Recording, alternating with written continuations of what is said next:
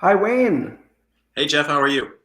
Hey, doing great. We are on YouTube Live, Very good. and I am in Jupiter, Florida. Wayne, where are you? I'm in Baltimore, Maryland. Great, great. That I knew, but I just wanted to hear your voice. And well, it's great to see you. It's been a while, right? It's been a while. It's good to see you. Yeah. Hey, so, we've got about 15 minutes here. Okay. Our format is, kind of quick. We know everyone has a attention span of nil these days.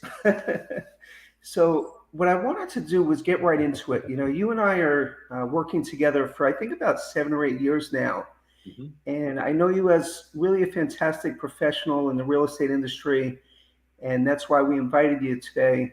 This is our second edition of LGBTQ Real Estate. It's a new podcast live on YouTube, and we're really excited about it. And to give the audience a brief introduction of my background and what brought me here is in 2004 I saw a need for marriage equality.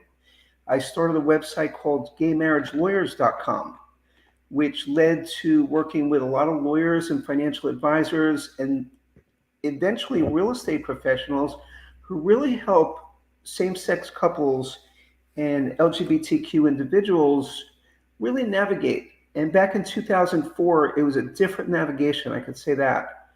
We all know that. So later on, I started in 2004 gayrealtynet.com. In 2007, I started a website called naglrep.com, which was NAGAREP, the National Association of Gay and Lesbian Real Estate Professionals. We just celebrated our 16th anniversary. So that's going strong. And our latest and greatest is LGBTQRealEstatePros.com. And the idea is really to reach out to consumers who are looking to buy and sell homes, who are looking for professionals in the area. And Wayne, I'm done with my intro. Tell the audience a little bit about yourself and what brings you here today. Okay. I have been a real estate professional in Baltimore for 25 years. My practice has always been gay friendly and open and encouraging members of the LGBTQ community to use someone who is not just accepting or tolerant, although that's great, but someone who actually knows what they are experiencing, knows their life experiences. And I have, over the years, had several same-sex couples come to me after having experiences with other real estate agents who, although well-meaning, I don't think anybody ever told me that they encountered actual prejudice or really hatred from these people once they came out to them. But just didn't feel that they were comfortable, didn't feel like their displays of affection or that their relationship was respected. And so they wanted a real estate professional who was a member of the community and who would not, I mean, this can be a stressful experience in and of itself. Buying a house, no matter what, whether it's your first or your second, it's a stressful experience. And you don't need the extra stress of having an agent who is just not comfortable with you, your partner, your husband, your wife, and making the decisions and expressing the kind of affection and joint consultation that you would expect a couple to do. If they're not comfortable with that, they're just adding stress to the process. That has been really, sharing life experiences and becoming somebody that they can open up in front of and be themselves in front of is really a huge plus for many people when they're going through the experience of buying a home. And it's been a pleasure over the last 25 years to be able to help folks do that. And that's the real privilege of being in this business for me. That's great. They say you really have to love what you do to enjoy it. And you really seem to, I can tell from the way you say it that you really feel it. And that's really fantastic. So, question, you serve Baltimore Metro, but can you define that to the audience? What is the Baltimore Metro area? Well, most people who are familiar with Baltimore know that we are at the northern end of the greater Baltimore, Washington metro area. So that is a huge area, and various. I mean, Baltimore City itself has over 250 neighborhoods, and Baltimore City Wow. is, yeah, it's surrounded then by Baltimore County, which has probably just as many. So it is a very diverse, very eclectic area, and so I try very hard to stay within those jurisdictions because those are the ones that I know best. I can go anywhere in the state of Maryland if people trust me and want my expertise, but pretty much my practice has been in the Baltimore City, Baltimore County area for the last 25 years, and our Maryland is a very open and blue state. It's probably Maryland and Massachusetts are probably the bluest of blue states in the country. But that doesn't mean that there aren't people here who feel prejudice against LGBTQ folks, like in every other liberal state in the country. So, having somebody who knows the area, who knows the neighborhoods, and who, I don't have a team. I did not get into this to build a massive, 20-person team and make a killing. I enjoy working directly with people. I work with people directly from start to finish. I don't hand anybody off to an assistant or someone that has less experience than me to help you get through the process. And yeah, I get a great deal of satisfaction out of the process of helping people find a home that is going to be an integral part of their life for years, if not decades. People don't usually spend that much time in a house anymore, but I want to be around for them if in 10 years they decide it's time for a bigger home or a smaller home. I want to be Yes. that trusted advisor that they can come back to. Very nice. Very nice. A great philosophy. And, people that may be watching this, for example, they may find this, today, tomorrow, 3 months from now, 3 years from now, and they may find it on Google or YouTube because they're thinking of relocating, okay, to Mhm. Baltimore, the Baltimore metro area. Tell us a little bit about like, for example, you live there. In addition to being a realtor, what do you love about your city, for example, and the suburbs? Because I know there's a lot of arts, there's a lot of different entertainment, there's dining, there's museums. What do you love about it personally, and what can you express to people who may be relocating to your area, what they may like also?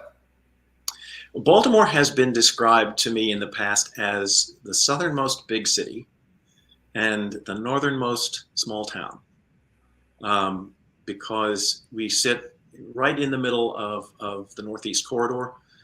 We are 35 miles from downtown Washington. We're about a 3-hour train ride to Manhattan. Um, and of course, Philadelphia is thrown in there along the way. So there's a lot very, very close by. And Baltimore is probably one of the most reasonable East Coast cities still, and ongoing, because we're certainly nowhere close to the expense of Washington or Philadelphia or New York. So if you want the experience of a friendly big city without the sort of the trappings of the northeastern megalopolis, then Baltimore's a good choice for you, because we have great dining, great art scene, and all of those cities' art scenes are within a reasonable distance from us. If you want to take a weekend or just an evening in Washington, it's very, very doable. So there's really just so much, such a rich variety of things, not only here in the city, but just really close by. And Yes, we, let's say at Rehoboth Beach also. That's a beautiful spot, and you've got yeah. Maryland. What is the beach area of Maryland called? I'm forgetting now. Ocean City is Ocean Maryland's. City. That's a lot of fun, right? Yeah, and Rehoboth is just north of the border. There's some great art centers going on now in Milton, Delaware, which is near Ocean City and Rehoboth. There's just a lot to do. No matter, and we're a 3-hour drive from the heart of the mountains and ski areas. So no matter what you're looking for, Baltimore is pretty centrally located to just about anything. Very nice. Very nice. And for example, the job market is very robust also, right? It is. We are fortunate. This is one of the things that being close to Washington actually is a good thing. because the federal government still has quite a few contractors in Maryland. There are lots of folks. There's lots of military. So if you are in any way associated with that, our economy has a tendency to stay buoyant even when the rest of the country is not doing so well. So that keeps our economy healthy. Very good. Yeah, the whole Maryland area has just stayed very robust because of DC, as everyone knows. And thanks for sharing that. That's super important for someone that may be looking to relocate to the area and is considering of where to go to seek a good job. And often people when they're moving, they're thinking of um, you know what's it going to be like, the lifestyle in the Baltimore area. You know, people may be watching this, like we said earlier, 3 months or even 3 years from now. But we're not talking about homes for sale now. But what type of housing stock do you focus on, or what is available? I guess there's a little bit of everything. It's a very diverse housing stock in the Baltimore metro area, right? It is. Baltimore has had the reputation of being the city of brick and brick row houses. And that makes up probably about 80% of the housing stock within the city, but they can be various sizes. I live in a 5-bedroom row house, so it's not a small row house. But we have lots of cottages and bungalows.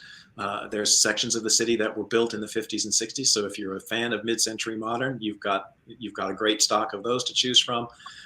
We have, particularly around the harbor and around Hopkins University, there are a lot of condominiums. We even have some co-ops.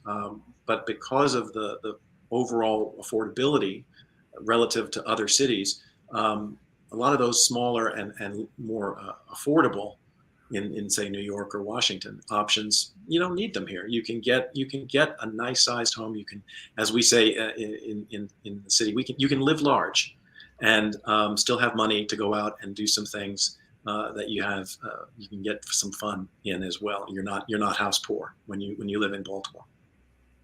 Well, that's super important these days. We know the price of housing has gone up so much, and quality of life, along with everything, is super important. So, yeah, thanks for noting that.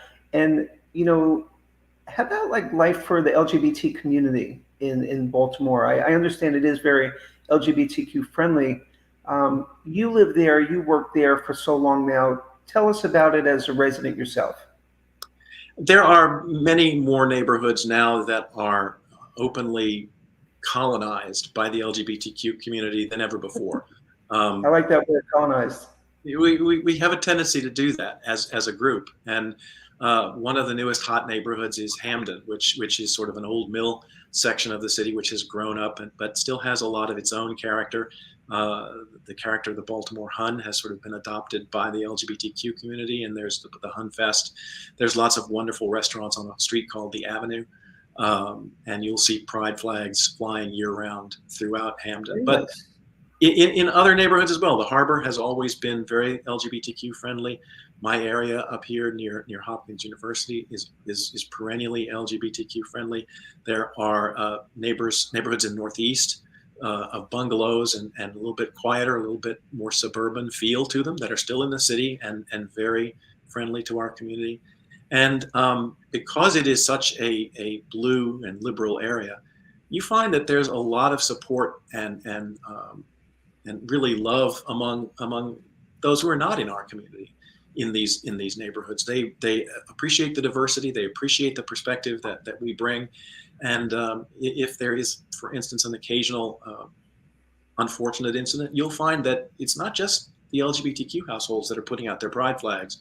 I know in my community that on Pride Day or when something happens that they need to show support for us, there are a lot of straight folks in this area that put out pride flags and say, nope, not here. Love is love, and we support all our neighbors, not just the ones who live the same lifestyle that we do.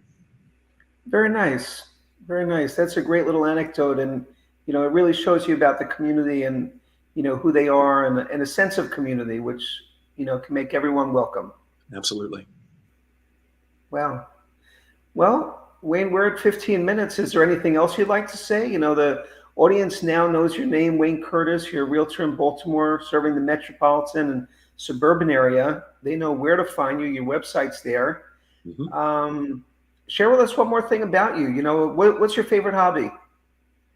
Well, I like to go to the mountains. When I get out of the city. I've had enough of my beach bunny days. So I tend to go to the mountains, and I like to hike and relax around the lake and take walks through the forest. And Baltimore makes that very, very easy to do with this location. This 15 minutes went by very quickly. So I appreciate the opportunity, Jeff, and thanks again. Pleasure. A pleasure. Okay, we do a thumbs up at the end of each show. There you go. Great. Great. Hey, Wayne, thanks. It was great to see you, and I hope to see you in person again soon. I hope so. Thanks. A pleasure. Bye.